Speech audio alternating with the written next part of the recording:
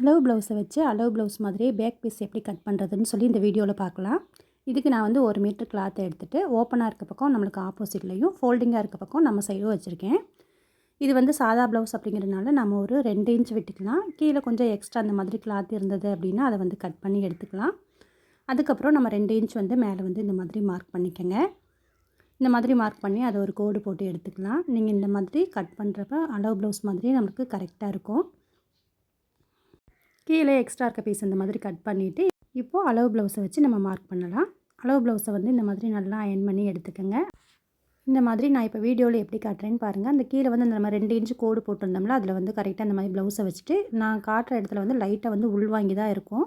நம்ம வந்து இடுப்புக்கு வந்து டாட் பிடிச்சிருக்கோம், அதனால தான். இல்லாட்டி நம்ம நேராக வச்சுருந்தோம் அப்படின்னா கழுத்து வந்து அகலமாயிரும். அதனால் வந்து இந்த மாதிரி வச்சுக்கோங்க.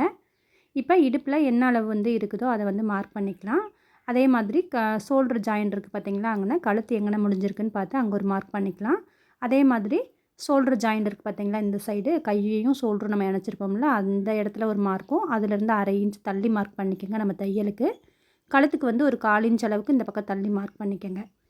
இப்போ இடுப்பில் இருந்து நம்ம வந்து இடுப்போட அளவை மார்க் பண்ணிவிட்டு இப்போ தையல் நம்ம வந்து இடுப்புக்கு பிடிச்சிருப்போம்ல, அதுக்கு வந்து 1 இன்ச்சும் அப்புறம் தையலுக்கு வந்து ஒரு 1.5 இன்ச் நம்ம விடணும். இப்போ இந்த 1 இன்ச் விட்டதுக்கப்புறம் மேலே வந்து அந்த ஆம்கோல் ஜாயிண்ட் இருக்குது பார்த்தீங்களா, அங்கே வந்து சரியாக வந்து இது வந்து ரெடி அளவு இந்த மாதிரி மார்க் பண்ணிக்கோங்க. மேலே வந்து தையலுக்கு வந்து ஒரு 1/2 இன்ச் வந்து மார்க் பண்ணிக்கலாம்.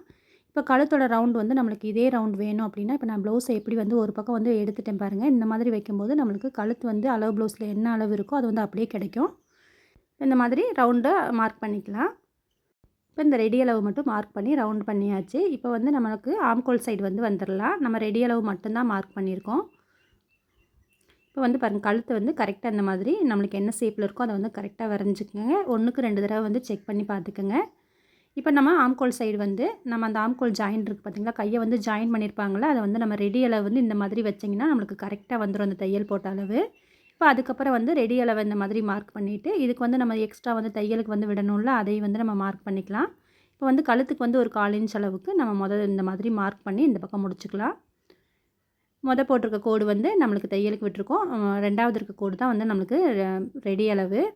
அதே மாதிரி ஷோல்டருக்கும் ஒரு 1/2 இன்ச் வந்து நம்ம பிடிச்சு தைக்கிறதுக்கு விட்டுக்கலாம். இந்த ஆம்கோல் சைடு வந்து நம்ம 1/2 இன்ச் வந்து இந்த மாதிரி தையலுக்கு விட்டுக்கலாம். இப்போ இந்த கீழே வந்து நம்ம மார்க் பண்ணியிருக்கோம்ல, இது 2ஐயும் வந்து நம்ம ஜாயின் பண்ணி விட்டுடலாம். இந்த மாதிரி ஜாயின் பண்ணிவிட்டு எக்ஸ்ட்ரா வந்து நம்ம தையலுக்கோசரம் நம்ம ஒரு 1.5 இன்ச் இல்லாட்டி 2 இன்ச் வந்து நீங்கள் விட்டுக்கலாம். இந்த மாதிரி மார்க் பண்ணி கட் பண்ணுறப்ப நம்மளுக்கு அளவு ப்ளவுஸ் மாதிரியே பேக் பீஸ் வந்து கட் பண்ண முடியும். அடுத்ததாக வந்து நான் ஸ்லீவ் எப்படி கட் பண்ணுறதுன்னு சொல்லி இன்னொரு வீடியோ சொல்கிறேன். இந்த வீடியோ பிடிச்சிருந்தா கண்டிப்பாக ஒரு லைக் போட மறந்துடாதீங்க. தேங்க்யூ.